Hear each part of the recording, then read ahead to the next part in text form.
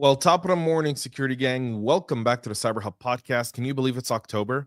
I've said it a lot this year. I can't believe it's already the following month, but it is. For those who are first timers to the show, thanks so much for tuning in. My name is James Azar. I'm the host of the CyberHub Podcast. I'm also a cybersecurity practitioner.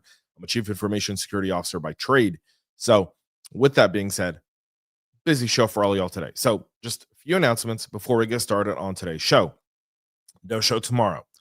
Tomorrow is Yom Kippur, the Jewish Day of Atonement, where we will essentially fast from sunset tonight till sunset tomorrow and the rise of the three stars. About 25 hours. In that fast, we don't eat, we don't drink, we don't brush our teeth, we don't shower, we don't wear leather, we don't shave. It's kind of a fully committed 25 hours of prayer, atonement, connecting with the Almighty at levels that you do once a year. It's the highest of days for the Jewish folks. This is the day. In Israel, you won't see a car in the road. You'll see kids out riding their bikes on the highways and on the streets because you won't find a car anywhere within sight. In the States, we spend it in our congregations, within our communities, together, going through these 25 hours. We don't drive, obviously. We don't use our phones or anything like that. So I'll be officially out for about 28 hours, more or less, from this afternoon until very late tomorrow night. So just being said, no show tomorrow. We'll have the summary out on Friday as usual. We'll have our regular article out Saturday morning for those premium subscribers at cyberhubpodcast.com. That's not going anywhere. And then the show will be back live at 9 a.m. Eastern on Monday morning with some more exciting cyber news. So don't go anywhere. With that being said, join me for, now that we've got that out of the way, coffee cup cheers, y'all, my double espresso. So good. I love a good espresso in the morning. All right. We'll kick off with WestJet starting to disclose the impact of the cyber attack that took place in June of this year, specifically June 13th. The airline said operations were not impacted, but customer data was. This week, they're revealing that some personal information provided by travelers for reservations or travel was compromised, according to the company. That includes names, contact information, government-issued IDs, and other information provided by customers was stolen, but no payment information or passwords were obtained. And again, per our usual arrangement, here's what happens. PCI standards make it so that you can't save credit card information anywhere. So payment information is never really compromised. Hence, we never see that. However, the customer data is typically always either saved in like a Salesforce type of tool or a database somewhere. And it's per a table that really kind of like a Salesforce can manage. And I'm saying Salesforce as a general, it could be any CRM, right? So when threat actors are able to get in and exfiltrate data, they're able to exfiltrate all the data except the data that's not stored there, which are two pieces of data that we rarely see. And when we do see them compromised, it makes us wonder about the maturity of the cybersecurity program. Passwords should be hashed, saved on a completely different system. Hence, WestJet did that. Bravo. Payment information saved on the payment system, not interacting with the customer. Even if it's on the customer profile, it's the last four of the card number. That's useless unless you're going to do a lot of OSINT. So with that being said, they've now started notifying customers. We don't know exactly how many customers they're going to notify, but it'll likely be in the tens of thousands, if not hundreds of thousands, by the time it's all said and done. So we'll wait for more information on it. And the company is also sending notification letters per the usual arrangement. Afghanistan, that country that we went to war with in 2001 that hosted the Taliban. Well, they've entered shutdown, complete blackout in the country this week, leaving millions without access to digital communication.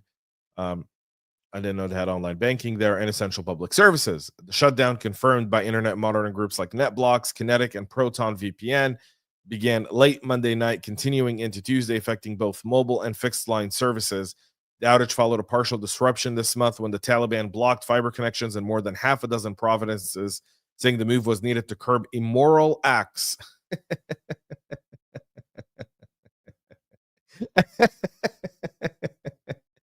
Oh, if excuse my humor here. Um, for those advocating for Mamdani in New York, this is likely your future in New York City if you vote this guy in office. The latest blackout has sweeping consequences. Kabul was nearly deserted on Monday, no planes arriving or departing because of immoral acts. Now, I guarantee you, immoral acts is either gambling or online pornography. Uh, Either or, you launch your entire, like, this is who the previous administration left weapons, just bailed out, losing 13 Marines in the process. Um, and now they just were like, cut it out, cut it off. And that's exactly what they did. News agencies can't even reach their bureaus in Kabul. The Taliban hasn't publicly commented on the outage. You can only imagine what's happening there.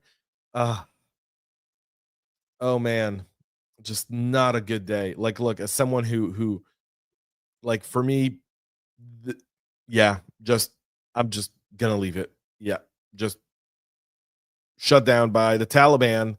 These are the people who we fought in '01, who then the previous administration decided would be a good time to let them go back in charge of the country.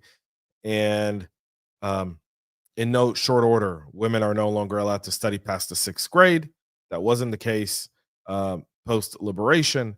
Um, and now they're cutting off internet because of immoral acts.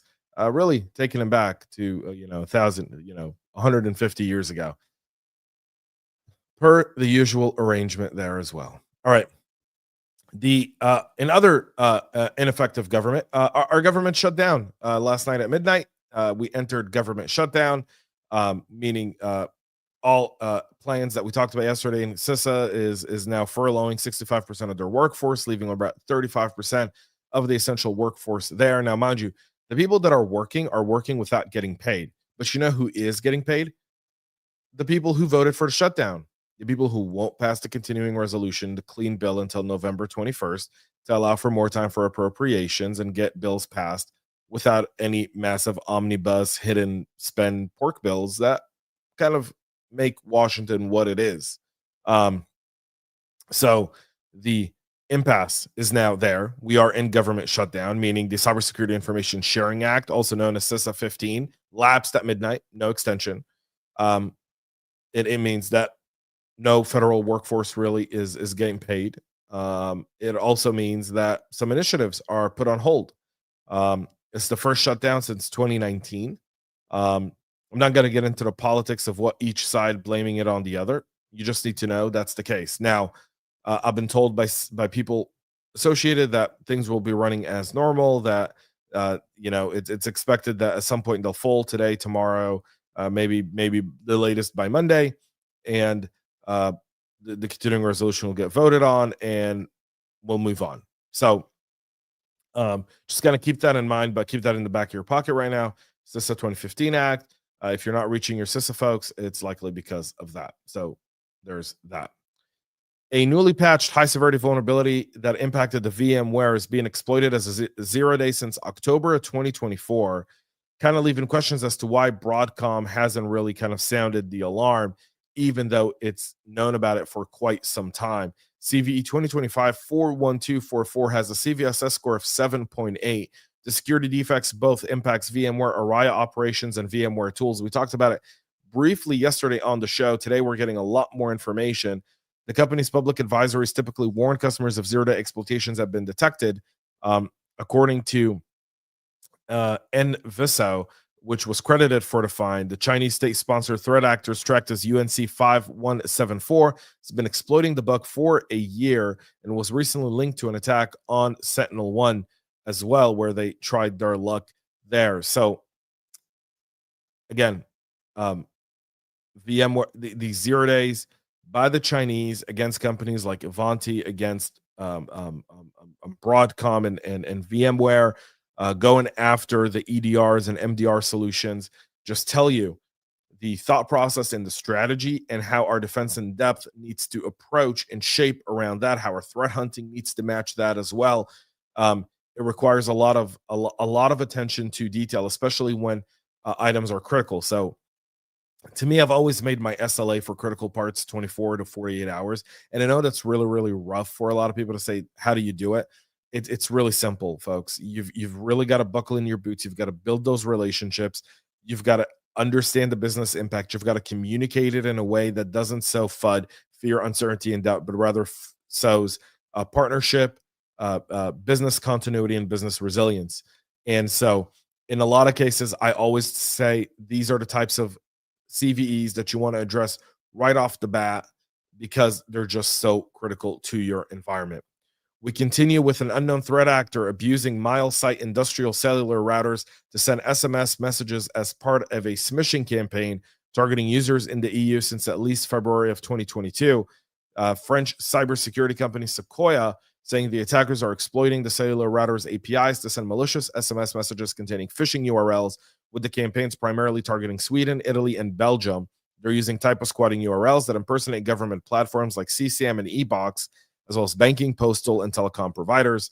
Of the 18,000 routers of this type of accessible on the public internet, no less than 572 are accessed to potentially vulnerable due to their exposing the inbox-outbox APIs. About half of the identified vulnerable routers are located in Europe.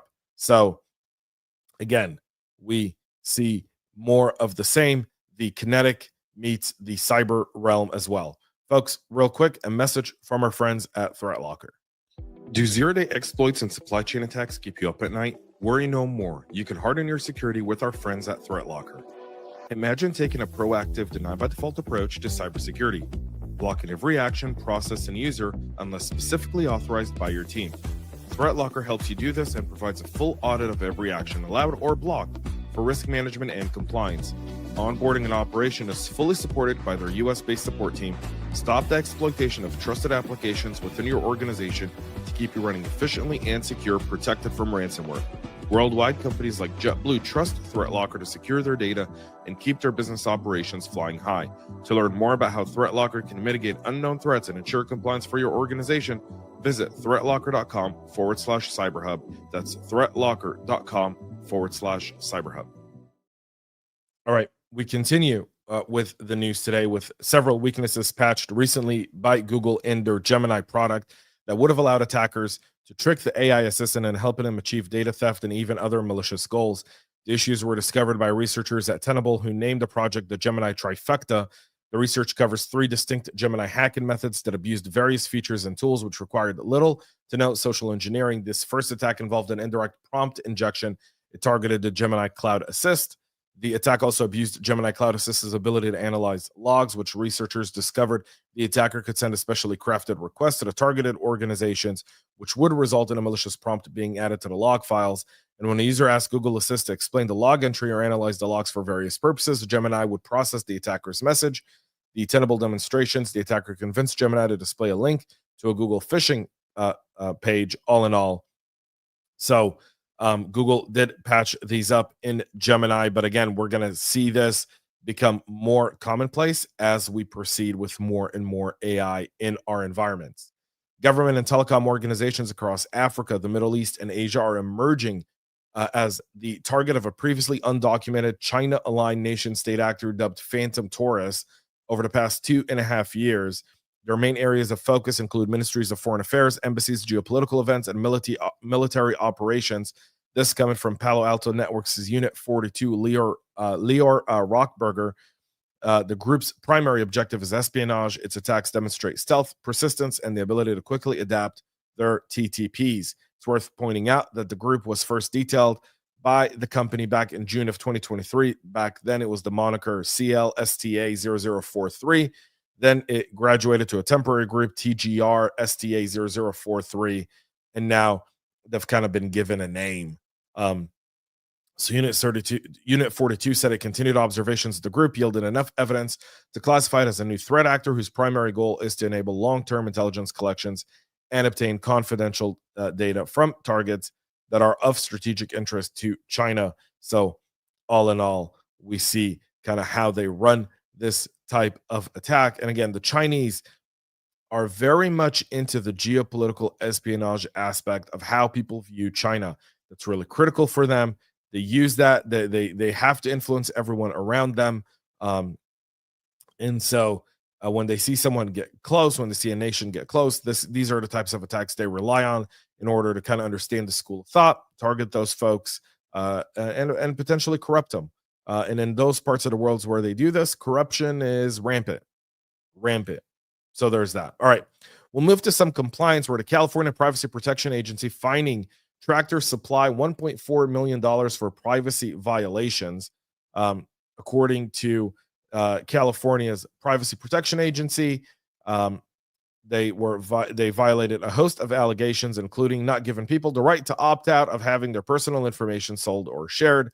Tractor Supply also allegedly failed to publish a privacy policy, notify job applicants of their privacy rights, and shared personal data with third parties without permission, violating the CCPA. This is the largest fine secured by CPPPA. So there's that there. Additionally, the FTC is now suing Sendit's operating company and its CEO for unlawful collection of data from underage users, as well as deceptive subscription practices. The FTC referred the legal complaint to the Department of Justice against Iconic Hearts Holdings, the creators of Sendit, and its CEO, Hunter Rice. Sendit is an icebreaker social media companion app popular among teenagers that allows users to share a prompt in their Snapchat and Instagram stories and collect anonymous responses from friends and followers. It's popular among teens with more than 5 million downloads on Google Play and 1.5 million ratings on the Apple App Store. The developer claims a user base of nearly 25 million users. According to the FTC investigation, Sendit in 2022 had 116,000 registered users under the age of 13 from the U.S. The lawsuit based it on the FTC's previous investigation that they violated the Children's Online Privacy Protection Act by collecting personal data of children under 13. They deceived users by generating fake anonymous messages, some purposely provocative and sexual, misrepresenting their origin as if they came from friends or contacts. They've misled consumers into buying the premium diamond membership by falsely promising it would reveal the identity of senders, but providing instead generic, false, or no information at all. They failed to clearly disclose billing terms for the diamond membership, charging $9.99 a week instead of a one-time fee. So they're about to meet the long arm of justice there. That's it for our show today.